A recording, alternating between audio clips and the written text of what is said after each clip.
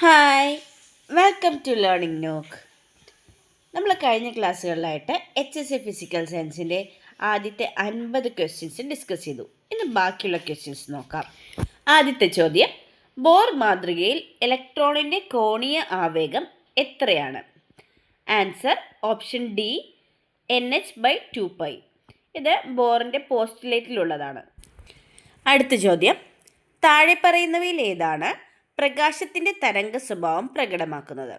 Answer option C diffraction ആണ്. ബാക്കി options എല്ലാം പ്രകാശത്തിന് കണികാ സ്വഭാവം കാണിക്കുന്നതാണ്. അടുത്ത ചോദ്യം, ഒരു ദ്രവ്യ തരംഗത്തിൻ്റെ തരംഗദൈർഘ്യം അതിൻ്റെ ആക്കമനുസരിച്ച് ബന്ധപ്പെട്ടിരിക്കുന്നു. Answer option B λ=h/p. ഇത് ഡി ബ്രോഗ്ലി ഇക്വേഷൻ തന്നെയാണ്. നെക്സ്റ്റ് ക്വസ്റ്റ്യൻ, വെക്റ്റർ ആറ്റം മാതൃക ഇനി പറയുന്ന ആശയത്തെ അടിസ്ഥാനമാക്കിയുള്ളതാണ്. ആൻസർ ഓപ്ഷൻ സി ഒരു ഇലക്ട്രോണിൻ്റെ കോണീയ ആക്കം വ്യാപ്തിയും ദിശയും കണക്കിലെടുത്താണ് കണക്കാക്കുന്നത്. നെക്സ്റ്റ് ക്വസ്റ്റ്യൻ, ഹൈഡ്രജൻ്റെ ബാമർ ശ്രേണിയിൽ കാണപ്പെടുന്ന തരംഗം ഏതാണ്? Answer option C visible light. അടുത്ത ചോദ്യം, സൂപ്പർ കണ്ടക്ടിവിറ്റി കാണിക്കുന്നത് എപ്പോഴാണ്? ഓപ്ഷൻ ബി ക്രിട്ടിക്കൽ താപനിലയ്ക്ക് താഴെ. നെക്സ്റ്റ് ക്വസ്റ്റ്യൻ, ഹൈഡ്രജൻ ആറ്റത്തിൻ്റെ ബോർ മോഡലിൻ്റെ energy levels. Answer option A En = -13.6/n². അടുത്ത ചോദ്യം, ഷ്രോഡിഞ്ചർ സമവാക്യത്തിൻ്റെ സമയസ്വാതന്ത്ര്യ രൂപം അഥവാ ടൈം ഇൻഡിപെൻഡൻറ്റ് ഫോം ഏതാണ്? Answer option A Hi = Eψ. അടുത്ത ചോദ്യം, മില്ല ഇൻഡിസസിൽ 100 പ്ലെയിൻ എന്ത് സൂചിപ്പിക്കുന്നു? Answer option B x1 yz infinity. അതായത് കോർഡിനേറ്റ്സിൻ്റെ റെസിപ്രോക്കലാണ് മില്ല ഇൻഡിസസിലൂടെ റെപ്രസെൻ്റ് ചെയ്യുന്നത്. നെക്സ്റ്റ് ക്വസ്റ്റ്യൻ, ബ്രാഗ് നിയമം n λ = 2d sin θ. d കുറച്ചാൽ തീറ്റ എങ്ങനെ മാറും? ഈ ഇക്വേഷനിൽ നിന്ന് നമുക്ക് d is inversely proportional to sin θ എന്ന് കിട്ടും.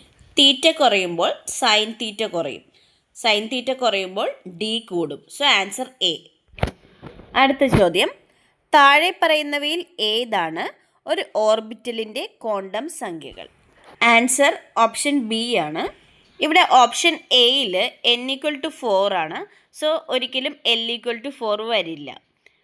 ഓപ്ഷൻ സിയിൽ n = 3 ആയതുകൊണ്ട് തന്നെ m = -3 വരില്ല. ഓപ്ഷൻ ഡിയിൽ n = 2 ആയതുകൊണ്ട് l = 4 വരില്ല. അടുത്ത ചോദ്യം, ന്യൂക്ലിയർ മാഗ്നറ്റിക് റെസൊണൻസിൻ്റെ വൈദ്യുതകാന്തിക സ്പെക്ട്രത്തിൻ്റെ മേഖല ഡാഷ് ആണ്. Answer option B radio frequency. അടുത്ത ചോദ്യം, താഴെ പറയുന്നവയിൽ ഏത് സമമിതി മൂലകമാണ് എല്ലാ വസ്തുക്കളിലും കാണപ്പെടുന്നത്? ആൻസർ ഓപ്ഷൻ സി ഇ ആണ്. അതായത് ഐഡൻറ്റിറ്റി ഓപ്പറേഷൻ ആണ്. നെക്സ്റ്റ് ക്വസ്റ്റ്യൻ, ഒരു അയോണിൻ്റെ സ്ഥാനചലനം മൂലമുണ്ടാകുന്ന വൈകല്യം ഡാഷ് എന്നറിയപ്പെടുന്നു. ആൻസർ ഓപ്ഷൻ ബി ഫ്രെങ്കൽ വൈകല്യം. അടുത്ത ചോദ്യം, റാവോൾട്ടിൻ്റെ നിയമത്തിൽ നിന്നുള്ള നെഗറ്റീവ് വ്യതിയാനത്തിന് ഉദാഹരണം ഏതാണ്? Answer option A phenol plus aniline. അടുത്ത ചോദ്യം, താഴെ കൊടുത്തിരിക്കുന്നതിൽ കോമൺ അയോൺ പ്രഭാവം കാണിക്കുന്ന ജോഡി ഏതാണ്? Answer option A NH4OH NH4Cl. ഇവിടെ അമോണിയം എന്ന അയോൺ കോമൺ ആയിട്ട് വരുന്നുണ്ട്. അടുത്ത ചോദ്യം, തിൻ ലെയർ ക്രോമറ്റോഗ്രാഫി പ്ലേറ്റിൽ സ്റ്റേഷനറി ഫേസായി സാധാരണ എന്താണ് ഉപയോഗിക്കുന്നത്? Answer option C silica gel. Next question, സിയോലൈറ്റിൻ്റെ രാസസൂത്രവാക്യം എന്താണ്?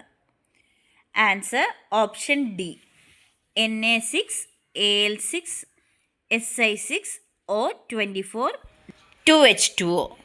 അടുത്ത ചോദ്യം, ജലമലിനീകരണത്തിൻ്റെ നോൺ പോയിൻറ്റ് സോഴ്സ് ഇവയിൽ ഏതാണ്? ആൻസർ ഓപ്ഷൻ സി കാർഷിക നീരൊഴുക്ക്.